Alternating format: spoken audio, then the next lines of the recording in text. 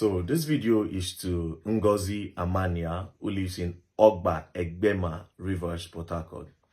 The last time you saw your son, it was taken away from you about 12 years ago, and he's now in prison for 12 years now, going to 13 years. Now, you visited him about 8 years ago, and he said the reason why he stopped you from coming was because he was scared of maybe something happening to you, because they hear stories of maybe parents coming to visit their child in the prison and then they lost their life due to accidents. So he said the reason why he stopped you was because he didn't want anything bad to happen to you, because you are the most meaningful person to him. He thinks about you and he has strength to stay. I know it's been long that you saw your son, but these are his recent pictures. This was when he got his BSc in the Open University from the prison. He studies from the prison, and by the grace of God, this is the picture with him and the current Minister of Interiors, Babatunde Ojo. They are planning on the launching of his book. So in prison, your son have written this.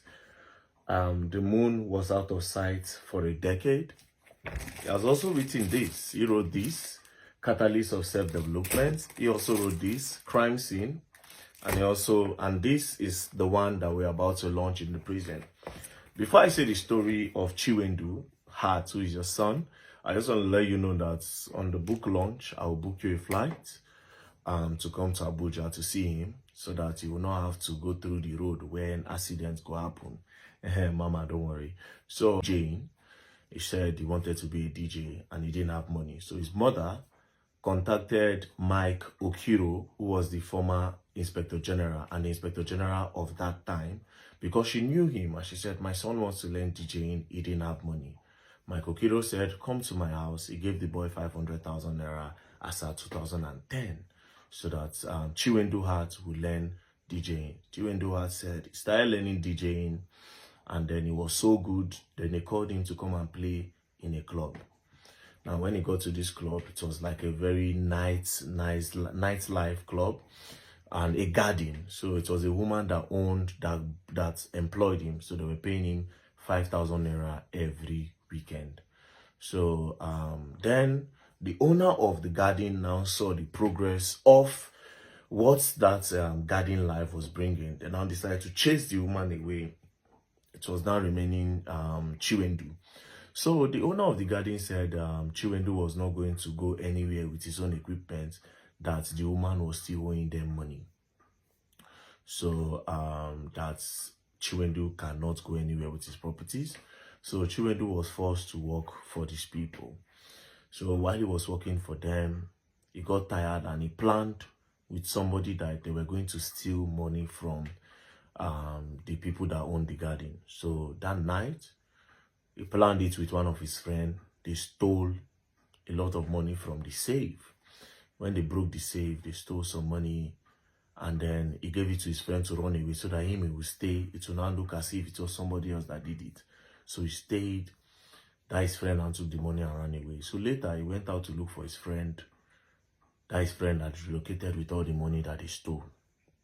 So Chinedu said he came back to the place since nobody suspected him.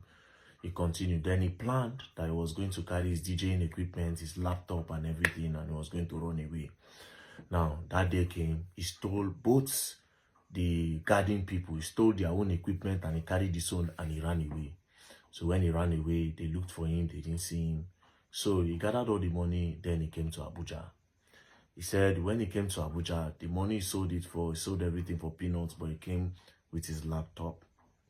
So when he came with his laptop, he started going around telling people Pepsi Mall, if you know Pepsi Mall, around Muse Market Zone 5. Close to Pepsi Mall, there was a car wash. So he stayed there and he said there was a DJ inside Pepsi Mall then that was waiting for him. Then somebody washed car and paid the Aboki guy, I think he said 300 naira. I was like, one wash 300. Spoke to the Aboki and told him he didn't have anywhere to stay. The Aboki man said, okay, no wahala, come, I will take you in.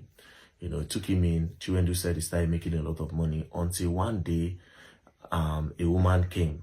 And by this time, his laptop had spoiled. So he said, okay, this money I'm making, I'll use it to get a good laptop, because the person he was waiting for, the DJ he was waiting for in Pepsi Mall, say, I can only help you if you have your own laptop. So he was saving money to buy a laptop, and he was making a lot of money from doing car wash. So this particular day, woman drove in, and after washing the woman's car, he drove the car out and went to go and park it outside. So after parking the car outside, the woman said, oh, you can drive. Chinedu said, yes, I can drive. The woman said, okay, I have accommodation. I can employ you to be my driver so you don't have to be washing car. So Chinedu said, okay, no problem. I would start very soon, but I'll let you know when I will start. The woman said, no problem. So Chinedu saw that I was making money from that thing. Then he called his cousin to come to Abuja and stay in that car wash while he goes to work with this woman. So his cousin came. He said when he went to the woman's place, the first day, the woman told him that, oh, tomorrow I want to move from this place to the next place. So you come and help me move things from this place to my next apartment that I'm moving into. He said when he carried the woman's car, they were just coming outside, him and the woman. Another car just hit the car. When he hit the car, the woman came down and said, hey, Chinedu, you are a witch that she sent to come and buy me. You are a witch. Chinedu was like, madam, I just started today. You can see that they just came around. The woman said, God forbid, this one, that one, that one.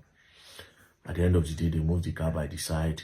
They went back to the compound. The woman carried a second car and they packed all the things. They moved it there. They called Panabita to carry that car.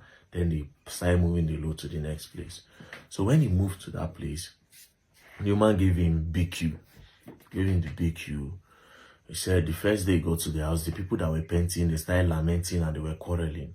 That this your madam, a very wicked woman. She don't go give person money on time. They were all complaining. We go paint this one today. She go say no be this color. We go paint this one. And she know they appreciate it. She go just shout on people, you know. So Chinedu said, that they should just bear, because they were thinking Chinedu was her son because the woman was elderly, right? So Chinedu said, okay, they were going back and forth. The woman will insult him. The woman will say a lot of things. She wasn't a nice woman, according to him. He said, so one day, the woman, now is monthly work now, it was now month end for the woman to pay. You understand? Now, I am rushing this because I actually want you guys to buy the book and read. So I'll rush it. The whole story is here. So he said, it was month end. So it was time for the woman to pay. The woman refused to pay him. I said she does not like the way he was working and that she's not going to pay. Cut the long story short, the woman refused to pay Chinedu his money. Chinedu now planned that him and his cousin, they were going to hold the woman down and collect money from her and they will run away.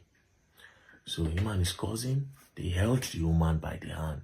They tied her up, you understand? So when they tied the woman up, the woman was struggling with them, but the woman was elderly and she senior them. As at this time, Chinedu was 22 years old. So they held the woman down. The woman pushed his cousin and beat his hand. When the woman beat his hand, the cousin, Chinedu was shouting. The cousin now pushed the woman. The woman just hit her head on the wall. And that was it. They tapped the woman. The woman did not wake up. They tried everything. She didn't wake up. They knew she had died. They entered the car. One of her car. They drove to Owerri. It was in Owerri. Police now came and traced the car and caught them. So by the time they got to Abuja, police have already arrested about 12 people that were in the compound. So Chinedu said he now told the policemen that, see you, it is me that did it. Please let all these people go. I did not do it deliberately. It was because the woman was bad to me. That was why I said I wanted to tie her up, carry some money and run away. That was my plan. But the woman was stronger than us. She overpowered us. And then we pushed her. She hit her head and that was it. You know. So they now released everybody and held Chinedu. Chinedu and his cousin, they got to court. When they got to court, the woman's family were very serious with the case. They got to court and they told the judge that they were guilty. The judge said, we'll review the case. Let it not be like somebody else is forcing you people to say this, to take the fall. Now, this case have been adjourning, going on, and now this is the 13th year Chinedu is still there. Now, for the progress Chinedu have made for himself, I'm really proud of him. He's now a graduate in the prison. He went to school, which is how he was able to write these 4 books. You understand? And while in prison, something happened.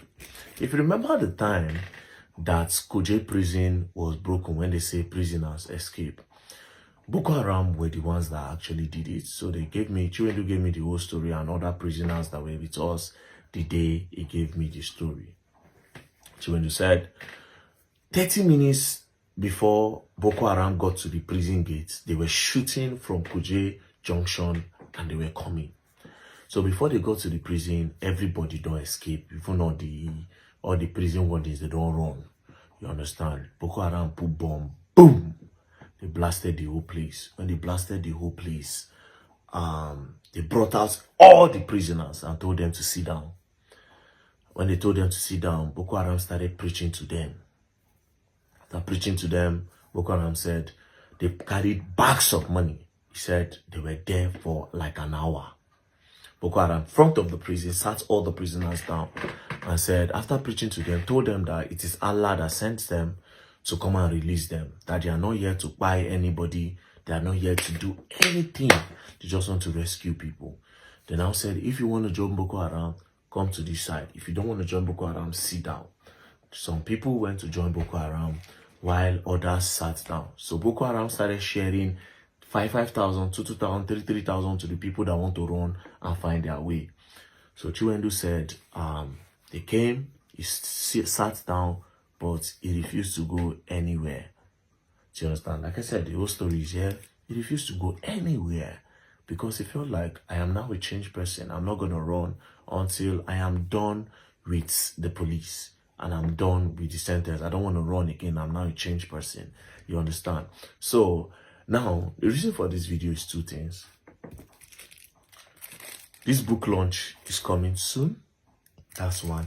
Number 2, Chinedu have spent 13 years. This is the 13th year now in Kuje prison. As a matter of fact, his IPO for the case then, his prosecutor for the case, is now a police service chairman or something like that. I can't remember what he is. But the judge of his case is now the chief judge of FCT, according to what he told me. So we are hoping that something good might come out of this. Why? Because the family of the woman that actually said they want to withdraw the case, that they've forgiven Chinedu, knowing fully well, after years, I think after like 5 years, they said they don't want to do the case anymore. They've forgiven him, knowing fully well that it was a mistake, and then all those things happen, you know.